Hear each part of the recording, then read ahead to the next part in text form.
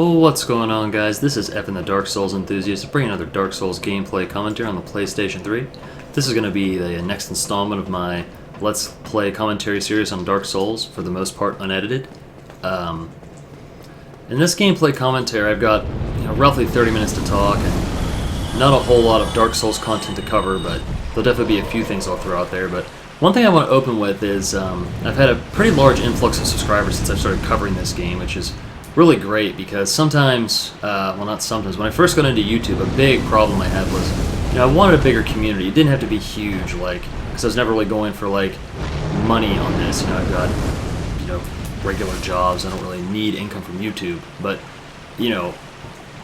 I definitely had a hard time growing my community because I was either playing the Call of Duty series, which is oversaturated with 700 commentators, and, you can definitely, if you're really good at Call of Duty and you've got good commentary style and stuff like that, you can definitely rise above the occasion and make a lot of forward progress on a channel with Call of Duty, but I was never good enough at Call of Duty nor motivated enough to make that happen.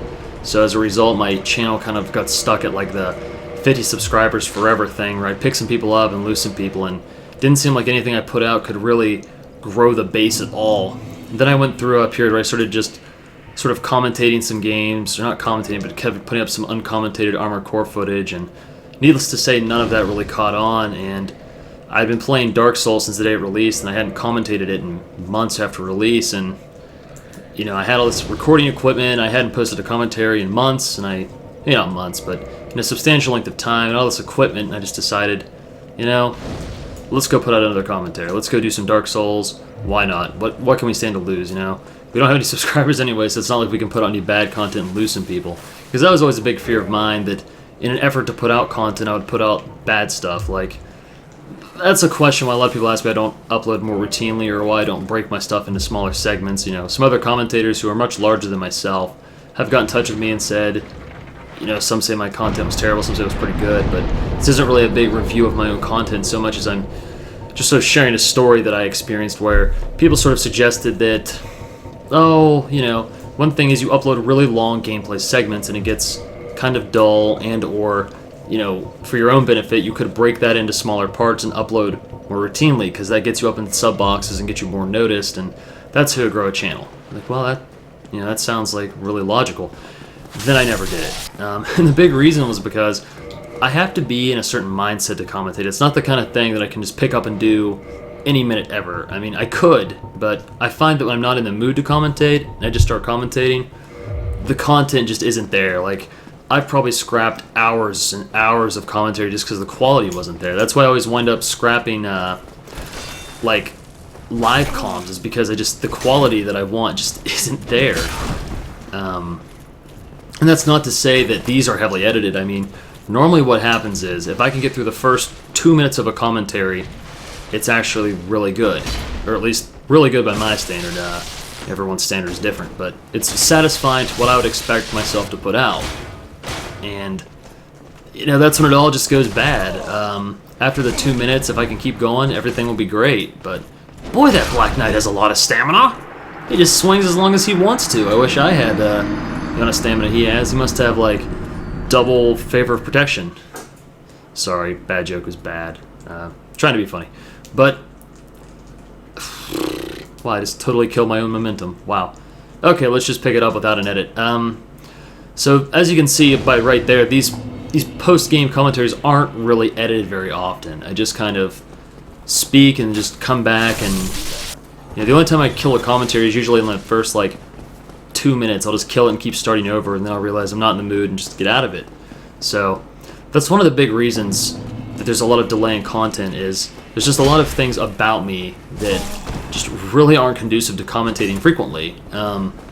One of those is the fact that, as I said, I have to be in a mood to commentate, and there's really no way for me to cause that mood to occur. I'm either in the mood or I'm not, The next thing that delays commentaries is quality control. My own quality control, where I listen to myself, I watch my gameplay, things like that. Sometimes it just isn't up to par, so I scrap it. I've definitely put out some what I consider kind of be dud videos just because I want to put something up, but those are usually what I would describe as like my darkest periods of commentating, or just really didn't enjoy it when I was straining to put something up, just to put something up. And I know when you just commentate really for the fun of it, it makes it so much more enjoyable and easier, which is clearly what I'm doing now. So in a way, this is a response. I've got a lot of videos about advice on how to grow my channel, and I appreciate it. I'm glad that you guys want to be part of a larger community, or you want me to have a larger community, or you think I deserve to have a larger community. You know, those are all things I'd love to hear, but there's just some things I'm not going to do to get there. Sub for sub, I don't do that. Box for box, I only do that if I'm actually... I haven't really done a box for box yet, but I only box for box people who I generally think put out amazing content, and, you know, if I was going to box somebody, it wouldn't be because I wanted them to box me back. It would be because I wanted other people to see their content, stuff like that. This is becoming a much longer conversation than what I had intended to be here. A conversation about monologue about how YouTube commentating has been for me, but I know it is something a lot of people ask me about in the comments, so I'm going to go ahead and take this time to respond to it at length, clearly, in that, you know, this is how YouTube commentating works for me, and I know I've talked about this before, but that's also why I do live stuff. First off, I don't think Dark Souls is a very good game to live commentate, but even if I thought it was, the quality control wouldn't be there. So I'm willing to live commentate things like Call of Duty or the things that I'm just not as attached to, because I want my Dark Souls stuff to actually be really good. I just can't give up the quality control. My mind isn't there. Plus, my live comms ramble even worse than my post-game commentaries, which makes no sense because they're really done in much the same way, because aside from one or two like restarts, these are hardly edited at all, unless they're outright scrapped. So, you know, you'd think I'd be able to live commentate without reservation, but it's just not my thing. But I know a lot of people still ask for them, so I'm definitely going to have to find something I can live commentate. Maybe it'll be like a random game that I like that nobody else likes, because Dark Souls, I think, was the first game I was actually commentating that people were genuinely interested in, and it wasn't Call of Duty. So, owe a lot to this game as a channel, and just personally, this is one of the few games that I find that I really enjoy commentating. I don't commentate anything I don't like to commentate, which is why I stopped commentating Call of Duty. I really enjoy commentating Call of Duty Black Ops, because I just really liked Call of Duty Black Ops, period. I'd talk about that game all night. But Modern Warfare 3, I just can't get into it. It seems to be a polarizing love it or hate it game, and I feel like more people are starting to turn towards the hatred. And I'm just going to stay neutral on that issue. I definitely think that Modern Warfare 3's biggest offense in my mind was not being Black Ops, which isn't like fair to a game, but it's kind of what happened. You'll see me blow my parry against the Boulder Knight there. That can be fatal. Sometimes trying to be cool with parries and stuff can get you killed. That's what I love about Dark Souls. It keeps you honest. Like, even if you're really good at Dark Souls, you've got a lot of experience with Dark Souls, or you think you're all pro, it keeps you honest, because whether it be the random bullcrap in certain areas or just bad play on your part, like, the game can do things to you to keep you honest, and I'm a big fan of that, which is a pretty large divergence from what I was talking about, but anyway. I guess the big reason I was talking about this YouTube channel in general, which is I find I occasionally put out commentaries about my own channel, which just feels a little egotistical at times, but talking to myself is a way I learn. I have to talk to myself to really sort of quantify how I feel about things, whether that be in private, to an audience, to a person. I don't know. Usually I talk to myself with an audience, and this time it's an audience I can't see, which I find helps, so... You know, forgive me if it's something you weren't particularly interested in, but, you know, there's no way I'm going to be able to put content that everybody likes all the time. But even I'm a little tired of talking about it. I want to get to with the 10-minute introduction out of the way, what I was actually looking to talk about was, I've been getting a lot of messages in my inbox about my Black Knight Great X video, which has a ton of views and plenty of comments on. That's great, and I try to respond to as many comments as I can, guys, honestly, but sometimes I just miss a couple comments. It happens, and I can't respond to every message asking for advice about this game. A lot of questions that are asked of me are rarely available on a wiki or a message board or whatever, so I respond when I can, but you know, I make no promises. In fact, I try not to make any promises regarding content, because I find that I can rarely keep them right now, just due to my life and my schedule, etc., etc., etc., etc. usual stuff you've all heard before. But the amount of like rage people put on me about that video, it's really unbelievable. And it's not like haters, like it's not hating comment where it's like, well, there is some hate comments, but those don't bother me. I usually just try to respond in some witty and sarcastic way, and I kind of like it when people put like negative spins on this channel, like comments and stuff, because I don't take it really personally because it's the internet, and it sort of gives me an opportunity to try to exercise wit and sarcasm and try to burn them. So it's actually sort of enjoyable to do. I feed my trolls. Trolls come to my channel and I feed them. Terrible choice, but it's what happens. Of course, once someone gets rude to other people on the channel, that's when I usually block them. If they're just rude to me, they're welcome to stay around. And it's strange to me, the amount of negativity surrounding that Black Knight Great Axe video, because even in the video I talk about, how it's cookie cutter and everyone uses it and no one likes it, etc., which was point of the video was to demo one of like the top 5 most common builds in Dark Souls. Probably Black Knight Great Axe, in my opinion, is probably the single most common build that doesn't involve a weapon buff. I think the most common is some sort of weapon buff katana or an elemental gouge. And these days it seems sort of like a tie between the two. I just don't understand, like, do people open the video, watch like the first 10 seconds, see that build, like rage comment and leave, or is it people lose to that weapon in PvP, thus they jump on YouTube, find a video with that and rage?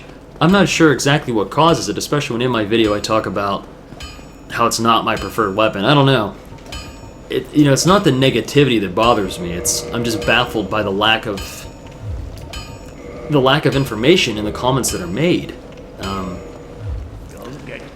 My opinion is I don't downrate or uprate videos or comment on them. I don't touch videos until I've watched the whole thing, and I know not everyone follows that policy, and that's completely reasonable, but I don't know, I just...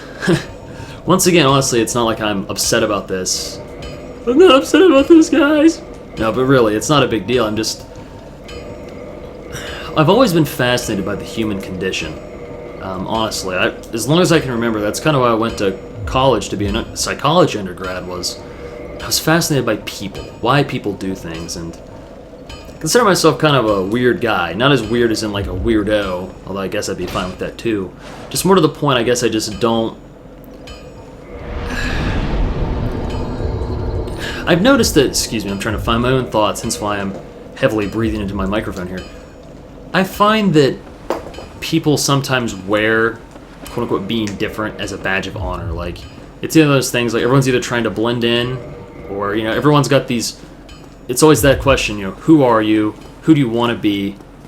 Like, who do you think you are? Who do you want to be? And who are you really?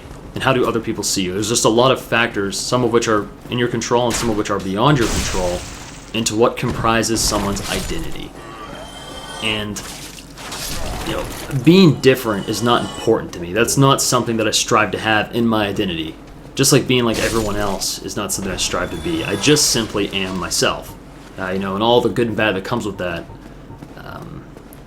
I guess that's the most pragmatic I can be when it comes to being myself. I try to be as pragmatic as possible. Like, and where I'm going with this is, because, this is something I could have probably made a whole commentary on. In fact, that might be my next commentary, is how I perceive the world and people in it. But you look at, the way you do things. I notice that, like, sometimes I say things that I think are completely on color, or are wholly acceptable. Like, there's nothing awkward or rude about them, or they're funny, or something like that. And suddenly you notice people in the room are kind of giving you that look like, that's not funny, or what the hell are you talking about, or where are you from?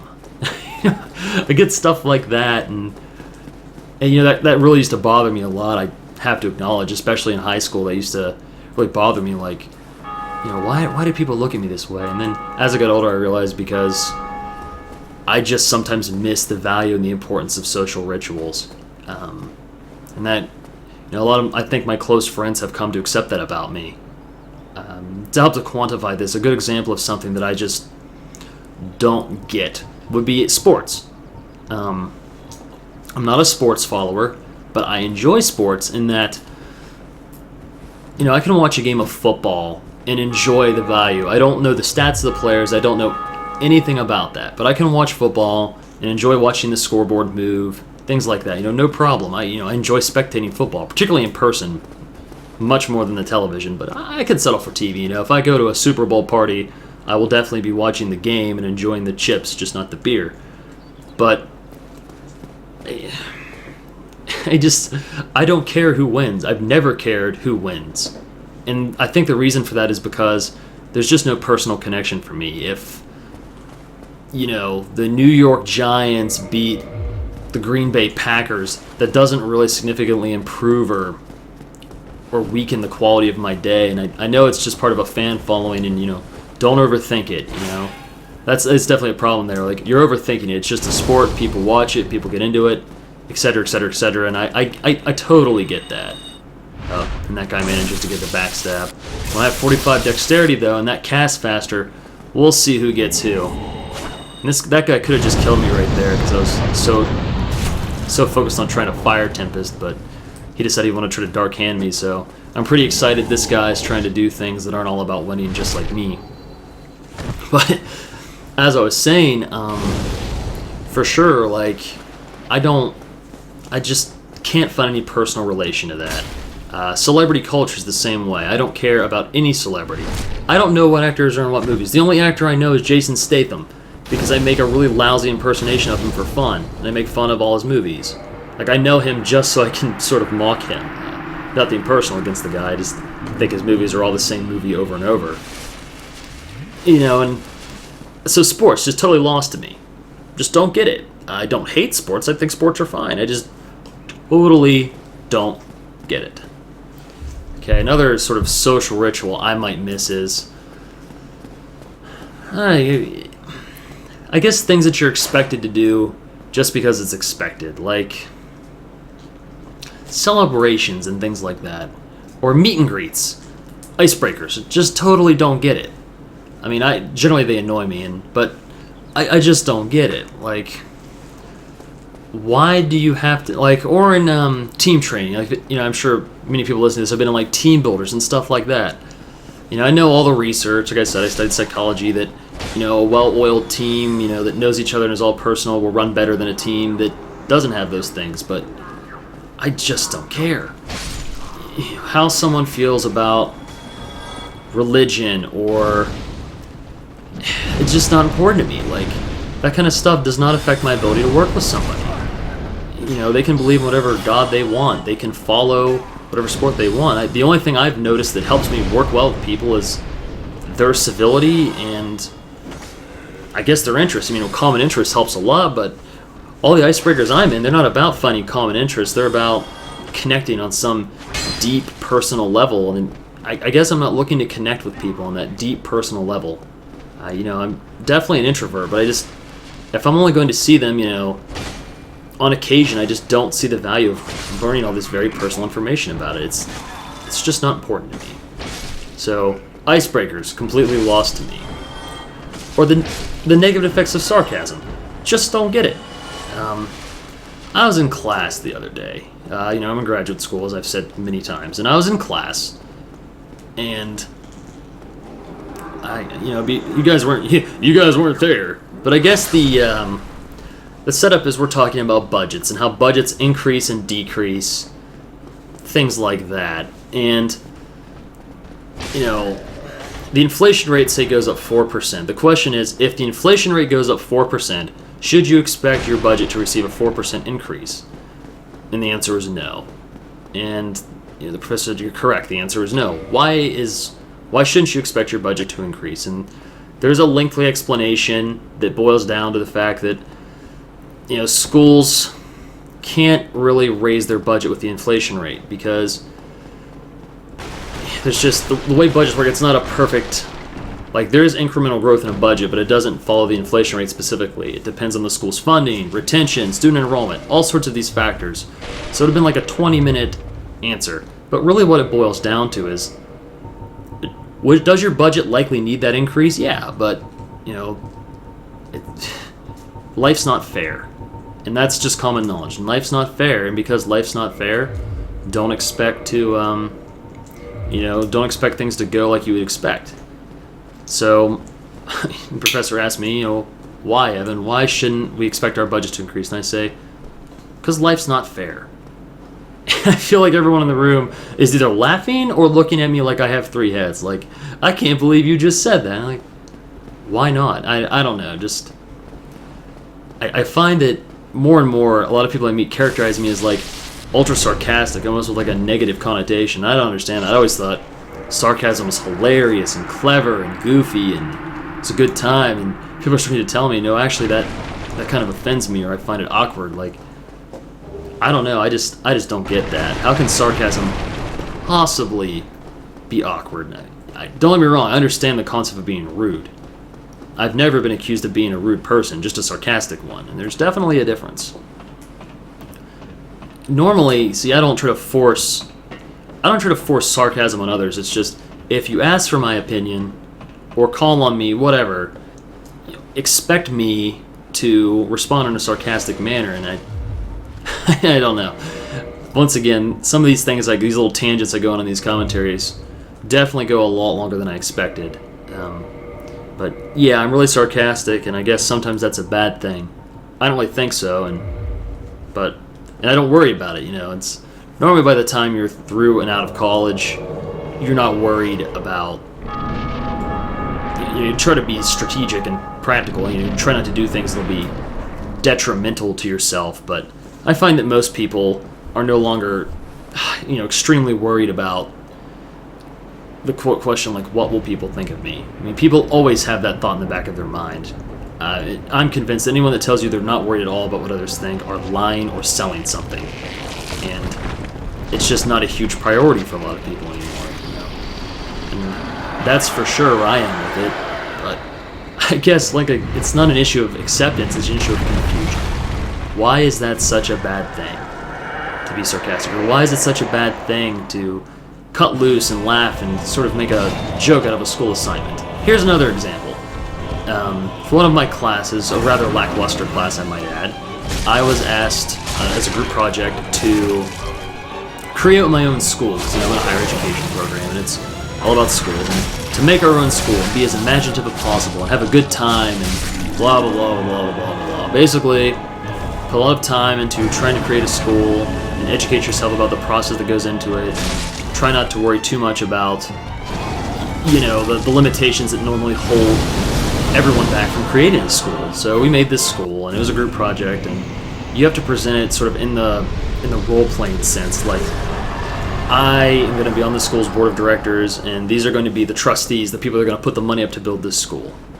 And the long story short, a big part of our presentation was we wanted to build a school that was like the Steve Jobs University, where everyone would go to get top-notch technical skills and go work for Google and things like that. It'd be like Ivy League, only targeted specifically for these Fortune 500 companies and top of the stock market, etc., etc., etc. And it would be super high-tech and wonderful and completely unrealistic and impossible, and that's kind of why we did it. And, clearly the whole thing was just not only implausible, but it was just, we accomplished the goals of the assignment. And during the presentation, we were talking about budgets. We were trying to describe our budget to the class, and the class was role-playing our board of directors. No, not our board. I was the board of directors. They were role-playing sort of the trustees, as I said, and they had absolutely no interest in following the presentation, and I don't really blame them. It was the end of the quarter, and they just wanted to go home, and I just wanted to go home.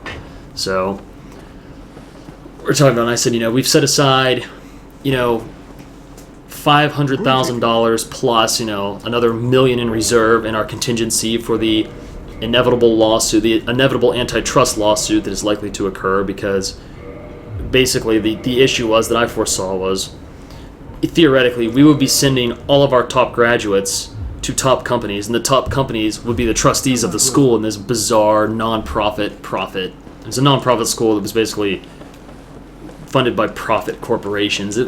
Completely bizarre, once again implausible, but I had made a joke in the middle of my presentation that, don't worry, we've set aside 1.5-ish million for the inevitable antitrust lawsuit that'll come down the pipe, and I'm sure most of you are used to being sued many times, because they're representing Google and Microsoft and all companies that have seen multiple lawsuits, some of them for antitrust themselves, Microsoft in particular.